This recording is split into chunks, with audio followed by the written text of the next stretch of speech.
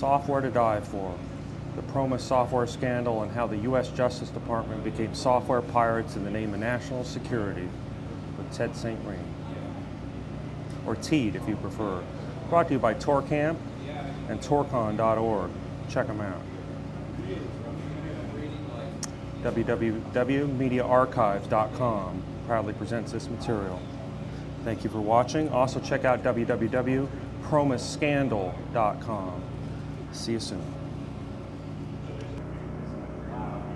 Okay, great. So here we are at the ToorCamp, ToorCamp.org.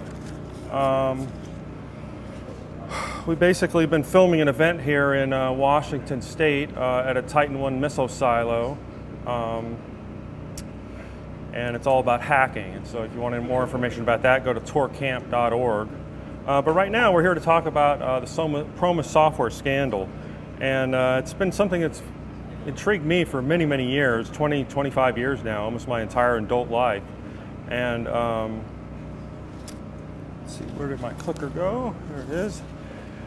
And so basically, in the current market, a good friend of mine helped write a book with another friend of mine, Jim Keith, called The Octopus, The Secret Government and the Death of Danny Casolaro, which is what we're going to talk about here today. And so there's Ken and his little conspiracy zine called Steam Shovel Press. And so we basically, yeah, let's cut to that. Sure.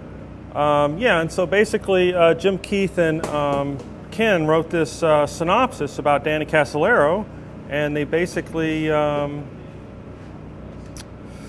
wrote this book that's available now on Amazon. So this is Danny. I guess I should dedicate this presentation to Danny's in Danny's memory, because he's no longer with us. He wouldn't have really enjoyed a book like this. I should point out that Jim Keith, who isn't in this photo, but we'll see him later, he also died actually at Burning Man a few years back. And so a lot of people associated with this story have died in one way or another. In fact, there's some researchers say there's up to 40 people who have died under mysterious circumstances associated with this story. And so hopefully we're not one of them. Anyway, so this is Danny. We're going to be talking about him a lot later. And so there's this octopus. Danny was investigating something called the octopus, and the octopus basically had wanted to control everything, all of our basically entire society, our infrastructure, our who we pay our taxes to, what the whole thing's about. And so so this octopus basically came across this piece of software called PROMIS, and we'll talk about that in a minute.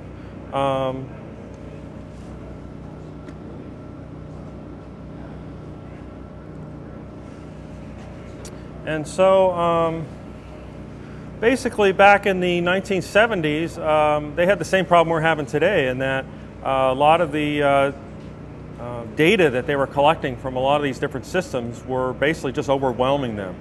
And in the 1970s,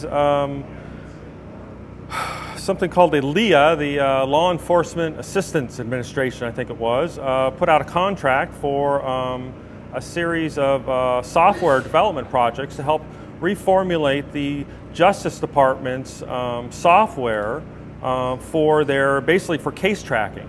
And so we'll see, let me just skip forward a moment. And so this is basically what it was, the Prosecutor's Management Information System. And it's basically PROMIS for short. Some people call it PROMIS software. And so this is what they were after. They wanted to revamp the entire basically court tracking system. Basically what they were using was the equivalent to Lotus 123, and what they got was something that was very different. What they needed was something that, rather than searching hierarchially, from A to Z, for an example, would go out and get everything to the least common denominator, and go out and search everything at once, and then come back and sort it all out and figure out what all that stuff was, and then make information out of it. In today's age, that would be like Google or something, you know. It sounds like WebBot or something. WebBot, or just any of the any of this stuff that's out there now. We'll see as the presentation goes on that a lot of the things that happen out here now, especially in terms of Trojans and viruses and things like that, are exactly what PROMIS was designed to do, because PROMIS was a data miner. And so we'll see here in a minute, and in fact, let me back up a slide to this enterprise slide, because today we call it enterprise or the cloud or whatever. And so basically, what it was designed to do was go out, and it didn't matter what system it was on or what, where it was at, depending on what system it was installed on, it would basically go out and get everything down to its least common denominator, and then bring it all back and sort it all out, and then spit out some information. Unlike any other software at the time, in 1978, 1979. And the company that released this software was called INSLAW, the Institute for Law and something, something, something.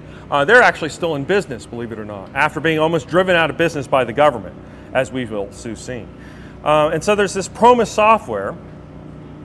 And here's an example of basically what it could look like, because it's out on the market today.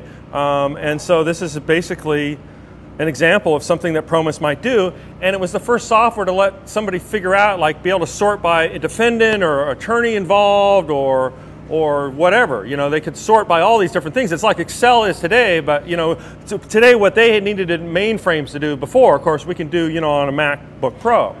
But at the time, this was like revolutionary software. And of course, you guys probably know this guy, Alan Turing, developed theoretical models on something called the Turing machine. It was basically one of the earliest computers. And so, but using the same basically, and so this is basically just a demonstration of what a basic flow chart is. I mean, it's kind of just something funny. We eat some food, we go out and bomb some people. Here we are at a missile silo out in Washington. I thought it was all very funny. But anyway, so that's normally how data is processed. But in today's age, of course, we're all used to this matrix and this parallel processing where we get everything down to that least common. We're used to that now, but back then, that wasn't the case. And so it's very interesting that basically everything we built, everything today that we built on is all based on this kind of computing power. And so basically, PROMIS wanted to get down to that root level, figure out all the data, and try to make sense of it, and then bring it all back. It's basically almost artificial intelligence at the time. And we'll soon see that they use this kind of software to basically develop almost all the technology that we're used to. Today, you know, we know it as like the social network, you know, so we go out and, you know, do our blasters events and things. Yeah. And so, you know, I'm also involved in a lot of other interesting subjects, sacred geometry, for example, all sorts of paranormal and metaphysical things. I was actually going to present a presentation here on what's called the God helmet, and using cross-rotating electromagnetic fields to basically induce hallucination. That's why you see God when you're on this helmet. Like 80% of the people reported having some kind of religious experience when you put this helmet on that's got these electrodes. Michael Persinger from University of Toronto in the 1980s, believe it or not, researched all this stuff. And the reason they used helmets, they used football helmets, because he was at the university, and so he was using his friends that were football players as subjects. And so they brought in a helmet, he fitted it with these electrodes. And as we'll soon see, that this same stuff is what PROMIS is used to. And so it's very interesting that this same social networking and getting down to the least common denominator is basically found in nature everywhere. You know, we have different fractals that represent this kind of basically what we today, you know as, you know, computers.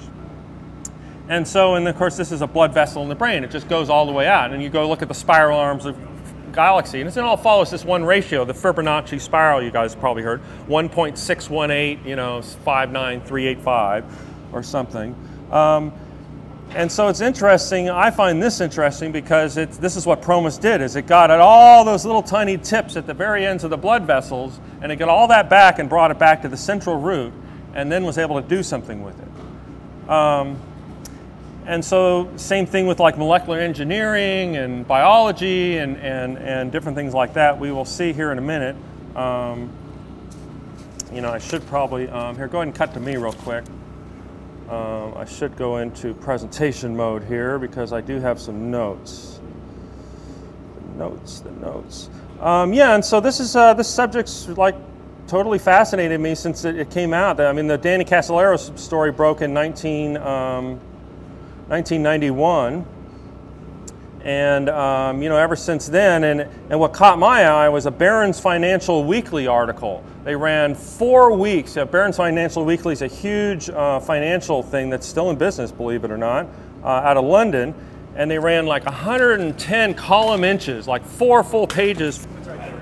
Yeah. And so, well, Barron's was trying to, they weren't trying to solidify anything. It was financial news. The government was stealing this software, and nobody was doing anything about it. And now people were dying, and people that were investigating were being murdered in hotel rooms and in weird car crashes, and who knows what, you know, who knows what what lies in this plumbing. And so basically, PROMIS was also good for basically biospecific weapons is what it was used for. But we'll talk about more of that in a minute. And so. And so, as an example of, you know, we have this social network now that uses these kinds of tools. You know, we're used to this kind of processing that was brought upon us. And when you look at things like viruses and worms, we'll talk more about this later, basically this is what PROMIS did. It went out there and mined data, just like these things, and they sent it back to a central server and it got processed. And so we'll talk about this in a minute, but what Google's doing, what all these places are doing, the NSA, you know, there's an Echelon post just close to here. Yakima, Washington's got a huge, you know, post right over here, man. They're listening to us. But anyway, so. They could be among us. Yeah, well, no, they will be now because I'm posting this on, you know, on YouTube next week.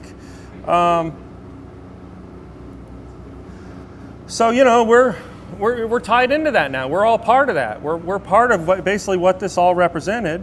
That's and basically what Emmanuel said last night. Yeah, I mean we're on, and he's been in it. You know, he's on the cutting edge. And it was funny. He referred to me almost like Jesus the other day, because I do a lot of technical stuff for a lot of hacking shows, but including his the nexthope.org. Anyway, so, and also I have this website all about this. If you're interested in getting the slides or watching this video again, you can go to PROMISscandal.com, PRMIS, scandal.com, 2 S's there. And so, so we basically have all this, these social nets, and we're basically, this is what we're doing. We're trying to process this data. I mean, I have terabytes of data at home. I have 20,000 hours of video I'm trying to process. You know, it's like 45 terabytes or something. It's just an incredible hard thing.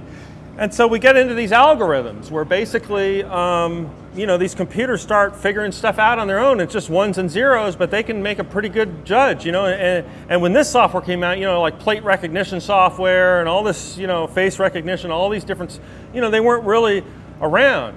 And this is basically what started it, was these kinds of basically kinds of software.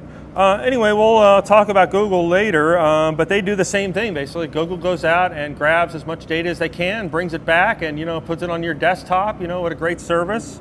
We'll talk about Google later. And so I'm sure you're all familiar with the Kryptos key here in the being in the hacker community. And so, you know, in the courtyard of the CIA, there's this Kryptos sculpture. And, you know, it took years and years, and finally somebody, you know, solved a key for it, and they've deciphered all but, you know, one of the 4 passages.